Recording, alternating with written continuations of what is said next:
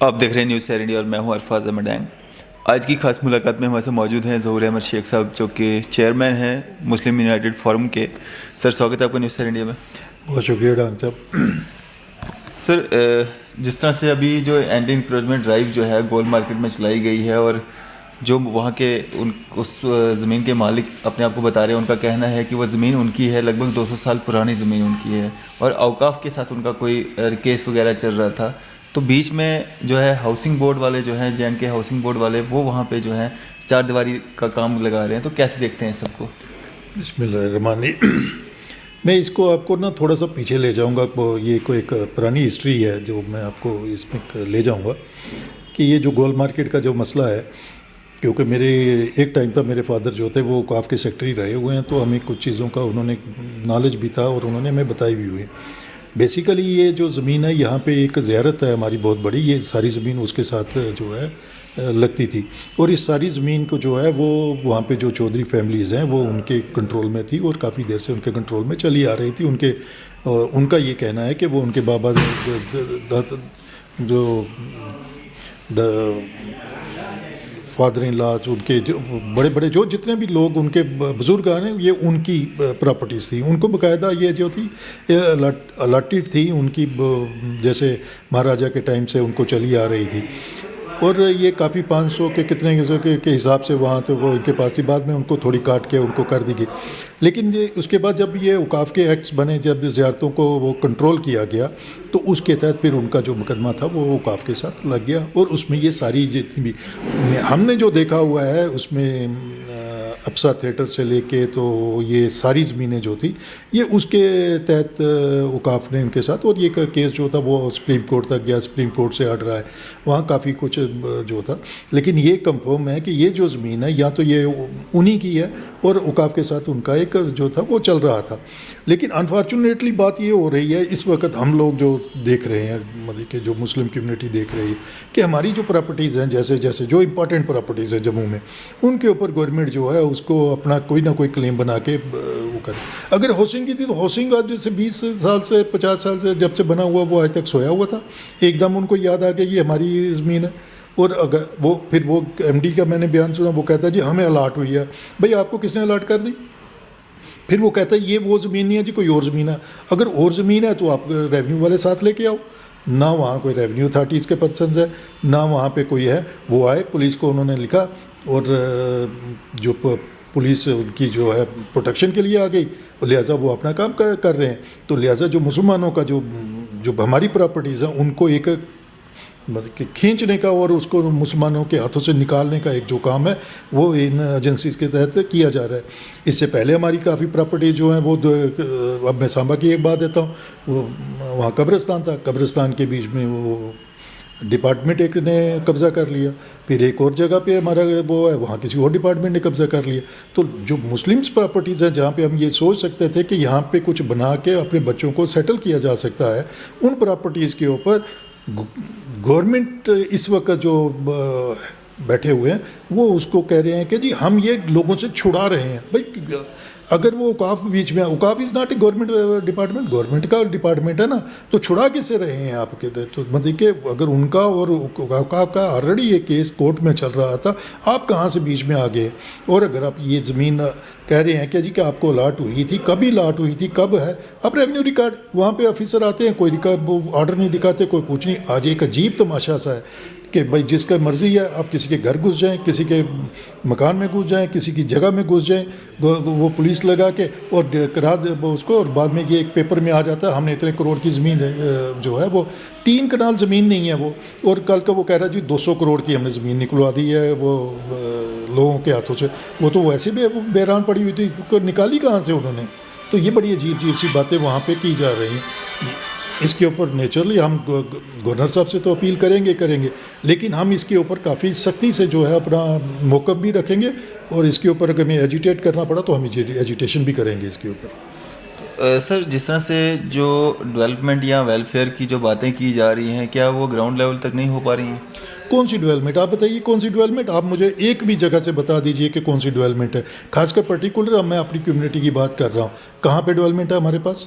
ایک بندے کی ڈیولپمنٹ نہیں ہو رہی. کسی بندے کو کسی کو پوچھو, ایک کہیں پہ بھی اگر مسلمان کا آپ کے ابھی تو پچھلے دنوں آپ دیکھ رہے ہوں گے جیسے ڈومیسائل سرٹیفکیٹ یا آیوشمان بھارت کی وہ جو اسکیم کارڈز بنے جا رہے ہیں, بتائیے کس مسلم کمیونٹی کے ایریاز میں وہ لگے کیمپس؟ کوئی کیمپ نہیں آرگنائز نہیں ہوا. کہیں تحصیلدار نہیں مسلم کمیونٹی میں جا کے بیٹھا کہ جی آپ کو بھی ڈومیسائل چاہیے. تو عجیب سی مطلب کہ سچویشن بنا کے رکھی ہوئی ہے. تو کوئی ڈیولپمنٹ نہیں ہے ہمارے خاص کر مسلمس کے ایریاز میں. نہ گراؤنڈ پہ تو بالکل نہیں, کچھ نہیں, زیرو ہے. اور الٹا پریشرائز کیا جا رہا ہے. دیکھیے اگر ایک دو پراپرٹیز ہماری اور نکلتی ہیں, جیسے ایسی یہ پراپرٹی نکالی ہے, کوئی اور پراپرٹی بھی جیسے اگر ہماری اوقاف کی نکالیں گے تو جس پہ کہ ہمارا یہ پروجیکٹ بن رہا ہوگا تو اس سے ساری کمیونٹی کو جو ہے وہ نقصان ہو جائے گا. اور اس نقصان کو بھرنے کے لیے ہمارے پاس کوئی اور سورسز نہیں ہے, کیونکہ آپ دیکھ رہے ہیں نوکری ہمارے بچوں کے پاس نہیں ہے. تو ایک ہی یہ سادھن تھا کہ ہم اوقاف ہمارے پاس ہے, اس کے پاس جو لینڈ ہے وہاں پہ کوئی دکانیں بنا کے تو بچوں کو کام کاج لگائیں.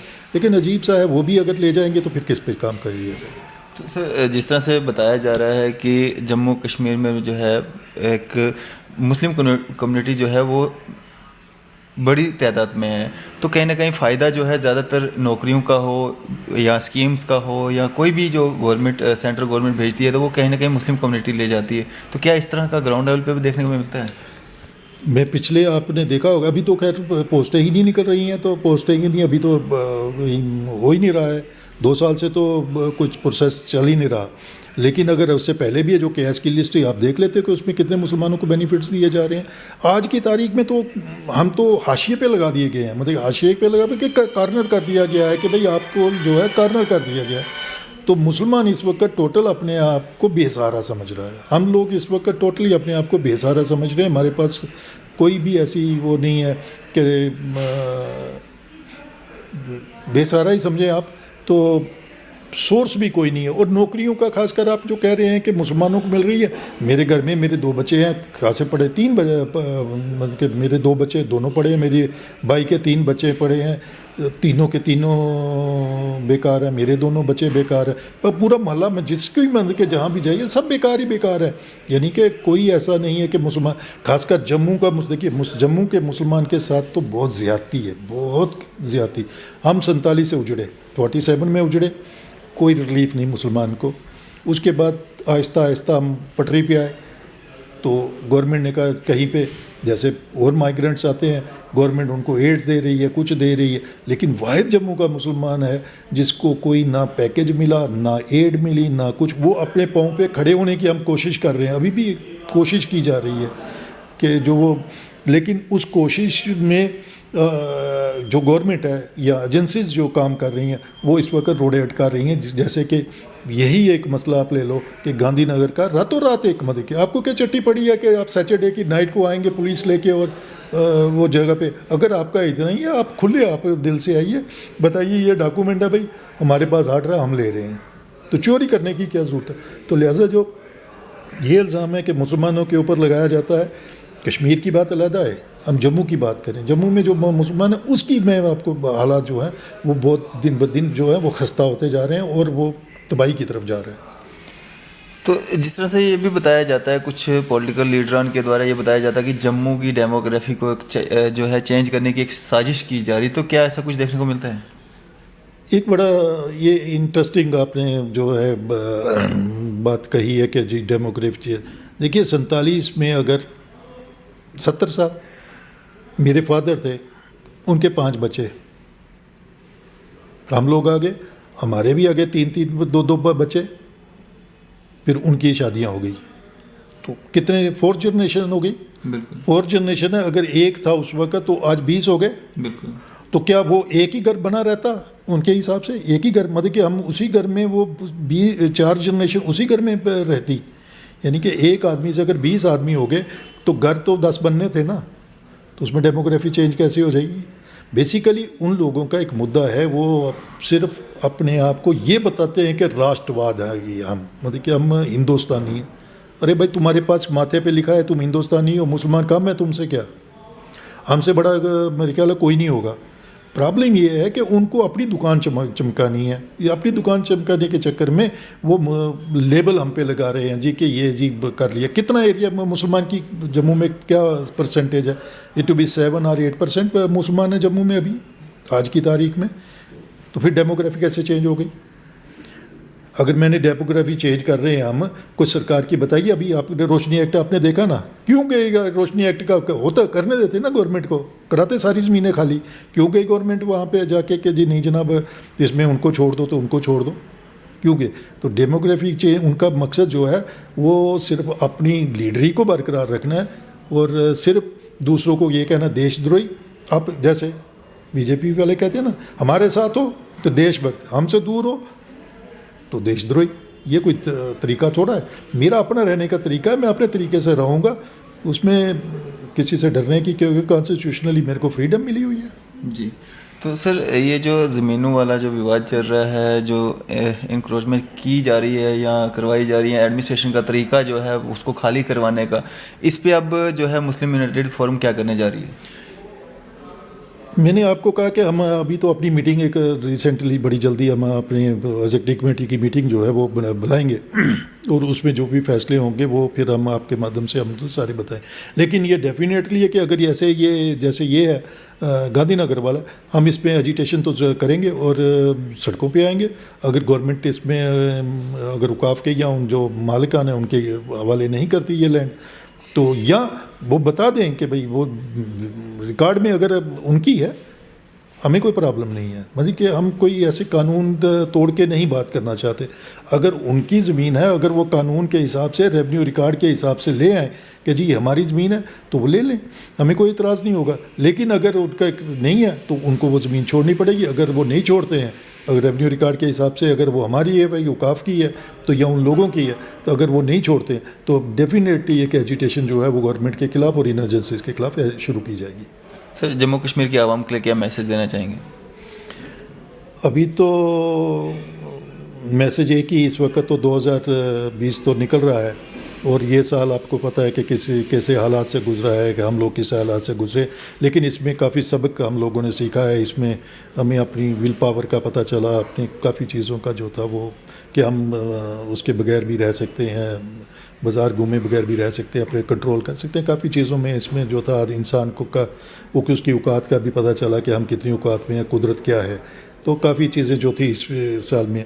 नया साल आ रहा है तो अभी तो क्योंकि ये जो मसले हैं हम ये सारे जो हैं अपनी दूसरी की जो कम्युनिटीज़ हैं जिसमें हिंदूज हैं, सिख्स हैं या उनके जो लीडरान हैं, वो हम उनसे भी डिस्कस करेंगे कि हमारे साथ ये ज़्यादती है, उनको साथ लेके चलेंगे। और भाईचारा तो हमारा ऑलरेडी चल रहा है, तो हम उसको और बढ़ाने की कोशिश करेंगे। और सब लोगों से अपील है कि वो जो है भाईचारे को आगे बढ़ाएं। और इस साल की वो अब तलखियों को हम दुआ करते हैं कि जो नया साल आने वाला है उसमें ये बीमारी से अल्लाह ताला हम सबको निजात दे और जम्मू कश्मीर जो है वो एक बार फिर तरक्की की तरफ पे चल पड़े। शुक्रिया सर, हमारे साथ बातचीत करने के लिए, अपना कीमती समय देने के लिए। ये थे हमारे साथ ज़हूर अहमद शेख साहब, जो कि चेयरमैन हैं जम्मू मुस्लिम यूनाइटेड फोरम के, जिन्होंने अपने व्यूज़ हमारे साथ साझा किए। मैं अरफाज उमर डायंग, कैमरामैन शाहनवाज के साथ।